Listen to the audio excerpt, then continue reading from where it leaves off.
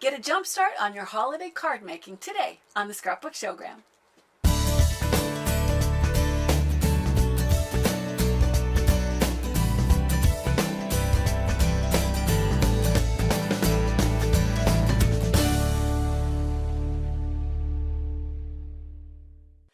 Hi, I'm Sandi Genovese and welcome to the Scrapbook Showgram. Well, what we're going to make today is actually a holiday card. And the reason that we're doing it so early in the summer is because so many of you have commented that last year I started too late and you didn't really have time to plan what you wanted to do and to get the supplies and to make them. So I'm just sprinkling in holiday projects all the way, starting this summer and going through until we get, right up to the holiday time. So here is a holiday card. However, the technique that we're going to use to create this dimensional card really applies to any theme. So simply by changing the colors of the paper that you used and the theme of the embellishments and the greeting, you can make this idea work for any season, for any holiday, for any occasion. If you look at this here, my message starts at the bottom. It says, have a bright, heartfelt, tremendous holiday. And the idea is that my message is referring back to the embellishments that are dangling from the card up here. I have bright stars, I have tremendous trees, and I have heartfelt hearts. I could have said hearty hearts. That's even a little much even for me. All right, to begin with, what we're going to do is we're going to start with the red card base. And in order to make it dimensional like this, you need to start with 4. And they need to all be the same. The dimensions of mine is 4.5 for the width and 6 inches for the height. And what I've done is I've cut out a 2 3/4 inch square, and I've done this for all 4 of the elements of this card. The card needs, each one of these little pieces need to be folded in half the long ways. And once you do that, then you're going to go back and repeat it so that you have all 4 of these are identical. And I kind of like the window to be situated so that I have a fairly even border on the sides and the top with a nice chunky border at the bottom, which is where I'm going to write the message, so I need that extra space. Now, I started with 4 pieces. If you have longer paper, you could do this. I'm going to set these side by side. So whether you have one long card that's divided into fourths with each fourth being the same, or whether you have 4 individual pieces. That's how we're going to make the base of the card. Before we put it together, I want to look at how to create these dangling elements that make the card so much fun. And I'll bring this up to show you. Basically, I've already created 5 of the 6 elements, and you can see that I have hanging trees, hanging stars, and hanging hearts. Well, if I've done hanging stars, all I'm going to do is sandwich thread in between 2 mirror image stickers. So if I take my tweezers so my hand isn't in the way, you can see that I have the dotted image on this side, and when I flip it over, there is the other image, because when you look at the sticker sheet, that's the mirror image. This is the mirror image of this. The same thing is true for the trees. These are mirror images of each other. So I lay it down with a sticky side facing up, and I place thread over the top, and then I place the other tree on top, and it just sandwiches the thread in the middle. The last element, if you don't have a sticker or a die cut that's the size you want, you may have a punch. And I use the heart punch. I'm going to punch out 2 hearts, and I need to place adhesive on the back. And if you haven't seen me do this, when you have something that's fairly small, if you take a Post-it note that I just pulled off of the pad, and the sticky part of the Post-it is at the top, what I'm going to do is place the hearts, making sure that once again I'm placing them not so they match, but so I have mirror image sides. And I'm going to go ahead, that sticky part is going to hold them in place while I go back and take my adhesive, and I'm going to put adhesive on. I don't really need to put it on both. If I put it on one, it will be enough. But I've got adhesive now. It's going to stay in position, which really makes it easy to work with the thread. I want the thread to come out of the top of the heart. It's going to dangle. So let me take the thread and position it so that it goes sort of down the middle of the punch. And then I'll take my tweezers and take the second heart, place it over the top. Now you can see why the mirror image was so important. Line them up, and then I'll pull it off of that backing, and I have created this hanging heart. Leave it longer to begin with. I'm going to stick it back down so that I can add my detail, because I wanted there to be some pattern. What I'm going to do is create stripes, white stripes on this heart. So I'm going to do some striping on this side. It's kind of fun to add detail going a few different directions. So there is the heart that's patterned on one side. You would do the same thing on the other side, and that will give you a patterned heart on both sides. I said leave it long, but actually this is way too long, so I'm going to trim a little bit of this so it's just not going to get in my way. And I now have all of the pieces that I need to be able to create those interior elements. What I want to do, I'm going to place adhesive on the back of this in order to put them together. In order to do that, first I want my elements to be hanging. So while I have it flat, and I'm using the back side, so now these folds that were valley folds when I was looking at the front, I've turned them over because I'm putting the adhesive on the inside. So all my folds are what should be facing me now. And I'm going to put adhesive on all the way around the edge. Now, just in the interest of time, I've said this before, I'm not putting as much adhesive as you really need to. But hopefully this is just enough to hold it together for me to show you. So I've got the adhesive there, and I'm going to I'll take one of the trees, and I'm going to put it sort of close to the outside edge and stick it down to the adhesive. I'll take a star, and this time I'll go close to the other edge and stick it so the adhesive is holding it on. I'm going to just now move it out of the way. Remember, you've got adhesive, so don't set something on top of it. That is, I can't tell you how many times I've done that. I'm going to put adhesive now on the next side. Because it's dimensional, it's going to be a 4-sided card. So this is the second side. So I'll put my adhesive.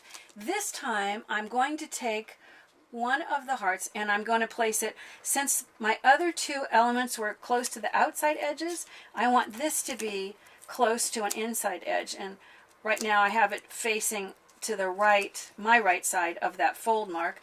I'm going to place it out of the way, come in and create the next adhesive on the inside, which is the fold facing me, and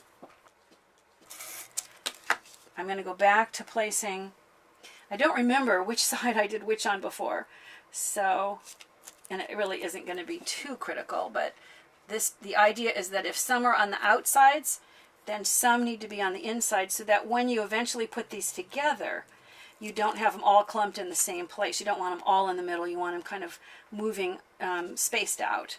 So I'm going to move this, being careful not to stack them, because remember there's adhesive. I'll put adhesive on the final one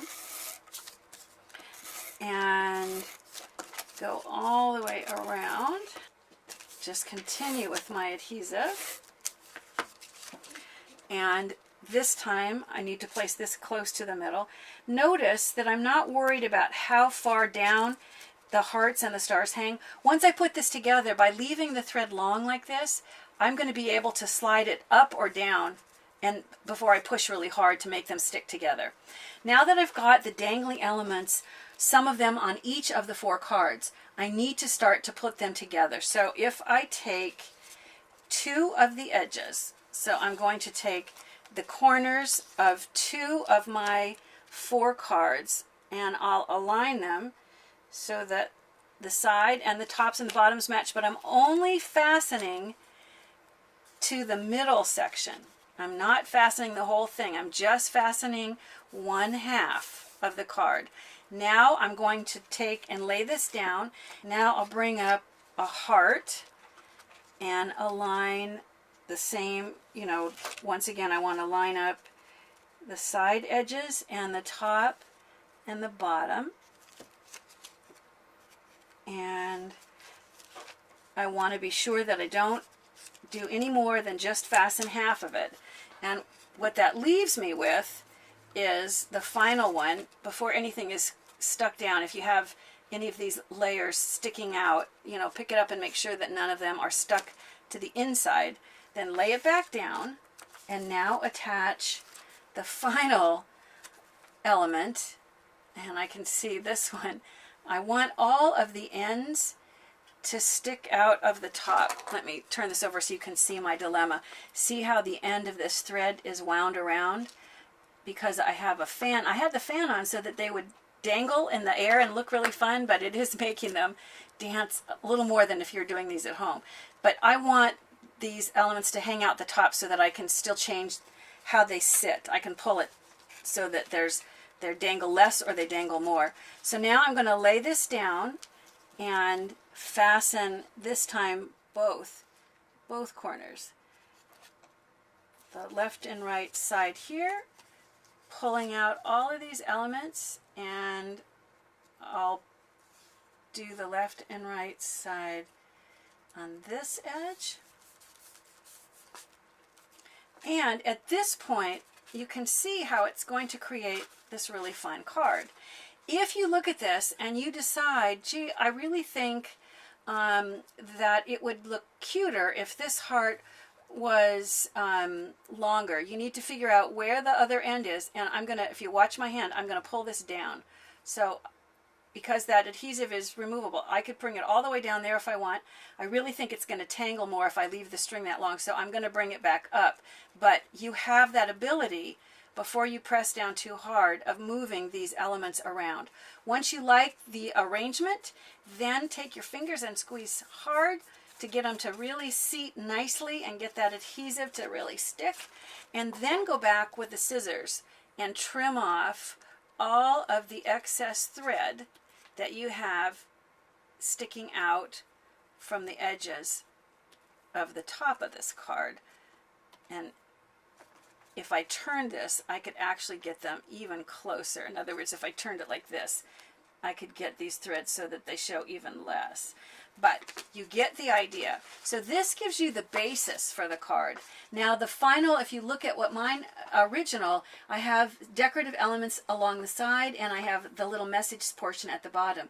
Let's look at what I did on the side first. I just started with some long strips of paper, and I started with a darker green, and I'm going to go ahead and I'll put adhesive along a portion of this.